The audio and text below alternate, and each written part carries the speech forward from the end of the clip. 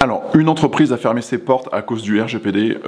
Ça a fait les grands titres des journaux. Si vous ne l'avez pas vu, il y a une entrepreneur qui a mis la clé sous la porte en disant qu'effectivement, voilà, il avait été heurté, enfin son entreprise avait été heurtée par un contrôle CNIL qui avait été rendu public, et donc que ça avait miné complètement la confiance par rapport aux clients qu'il avait pu avoir. Et donc, voilà, donc il a dû mettre la clé sous la porte. Ça appelle à plusieurs remarques.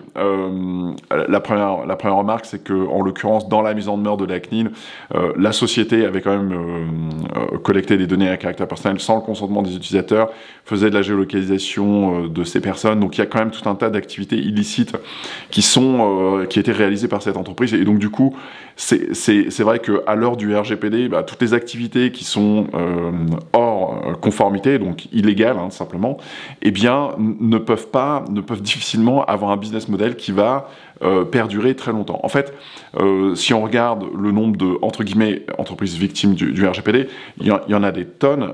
Simplement, pourquoi ? Parce qu'il y a des tonnes de business models qui ne peuvent pas exister au regard du RGPD. Et donc, il faut quand même être très clair aujourd'hui. Le RGPD est passé, la protection des données à caractère personnel est quelque chose de très important pour toutes les entreprises et toutes les administrations en Europe, et effectivement, il est plus possible de se passer en fait d'une analyse de risque en termes de conformité au regard du règlement. Si vous traitez des données à caractère personnel de manière massive, si vous travaillez dans le domaine du marketing, c'est une problématique qui fait partie de votre cœur de métier, et donc, ou qui devrait faire partie de votre cœur de métier, et donc vous devriez avoir des experts formés en interne pour comprendre cette problématique, pour comprendre exactement quelle est l'ampleur des risques que vous avez, et surtout comment les gérer, parce que effectivement, si vous mettez en place une solution marketing qui collecte des données sans le consentement des personnes, eh bien, ou sans que ce consentement ait vraiment été clairement éclairé,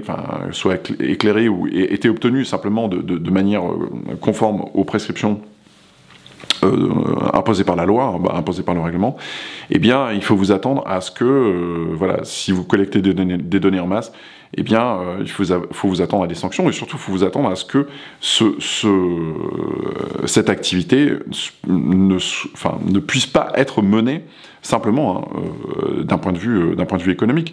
Et donc, toute la construction d'un business model autour de cette activité, ça repose sur des fondations qui sont illégales, et donc qui ne peuvent pas exister d'un point de vue juridique, et donc vous ne pouvez pas avoir d'investisseurs qui vont vraiment investir dedans parce que c'est illicite, etc., etc. Alors ça ne veut pas dire qu'on ne peut pas mettre en place des process de conformité. Bien sûr qu'on peut mettre en place des process de conformité, et bien sûr qu'on peut avancer, mais on peut avancer sur le développement d'une entreprise, mais il faut quand même être clair sur le fait que vous ne pouvez pas marginaliser cette question. Cette question est cœur de métier, et donc, à moins de maîtriser ça de manière extrêmement fine, d'avoir l'expertise, les bonnes personnes qui sont là pour vous conseiller, les process informatiques internes, et voilà, une réflexion avancée sur ce sujet-là,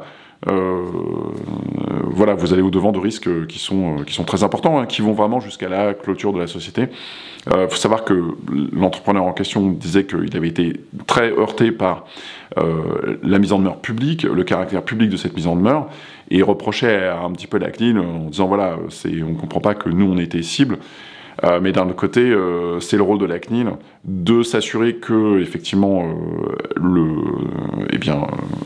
les entreprises respectent, les entreprises ou les organisations de manière globale respectent le RGPD, et donc il n'y a pas vraiment de discussion là-dessus. C'est très binaire, en fait, c'est très très juridique. Soit vous respectez le règlement, et donc eh bien, il n'y a pas de souci. Soit vous ne respectez pas les règles imposées par la loi, et donc c'est illicite. Et donc, si c'est illicite, eh bien, il faut s'attendre à des sanctions, y compris la mise en demeure. La CNIL a rappelé dans un droit de réponse, ce qu'elle fait quand même très rarement. Je crois, à ma connaissance, c'est une des premières fois où je l'ai vu faire un droit de réponse par rapport à l'article qui avait été publié par l'entrepreneur. Elle rappelait quand même que l'entrepreneur devait être un petit peu content de ne pas avoir écopé d'une sanction qui potentiellement aurait pu être jusqu'à, bon, elle le dit pas, mais jusqu'à 10 millions d'euros. Donc voilà, on est en 2020 aujourd'hui, le RGPD est passé, attendez-vous à des sanctions très importantes, il y a déjà eu des sanctions très importantes, il y aura des sanctions encore très importantes, encore beaucoup plus importantes, et attendez-vous à ce que oui, des entreprises doivent mettre la clé sous la porte si leur activité est illicite et ne respecte pas l'ensemble des prescriptions imposées par le règlement, ou on va dire l'essentiel. Le point étant évidemment que l'idée c'est pas que on soit tous à 100% dans tous les cas, mais c'est qu'il n'y ait pas d'enjeu vraiment de risque très important pour les droits et libertés des personnes. Ça doit vous gouverner vraiment votre analyse de risque par rapport à ça. Donc voilà, donc ça on est en 2020 et donc c'est la vie. Il faut faire avec. Si vous faites pas avec, attendez-vous à avoir des sanctions et attendez-vous à devoir mettre la clé sous la porte. Voilà, ça c'est la réalité d'aujourd'hui. Donc si c'est pas clair pour vous, jetez un petit œil à la fois à Legiscope, qui est un outil de gestion de la conformité RGPD. Ça vous permet d'avancer de manière concrète et de voir quels sont vos risques et de voir comment est-ce que vous pouvez travailler sur ces risques. Il y a une version gratuite du logiciel, vous pouvez l'utiliser dans certaines limites, et après ça coûte 19 € par mois par utilisateur, donc c'est vraiment pas ce qui devrait vous empêcher de survivre. Et deuxième point, jetez un petit œil aux formations si vous voulez aller un petit peu plus loin, jetez un petit œil aux formations, je vous mets le lien ci-dessous, j'organise régulièrement des formations sur la conformité RGPD ou pour devenir DPO. C'est des formations de 2 jours à Paris qui sont simples, très opérationnelles. Le produit tourne depuis très longtemps et donc ça vous permet d'avancer de manière concrète, à savoir déployer des process de conformité dans les entreprises, la vôtre ou celle de vos clients, de manière pratique et opérationnelle. Donc voilà, si vous n'êtes pas abonné à la chaîne, profitez-en pour vous abonner et j'espère vous retrouver à bientôt. Ciao, ciao!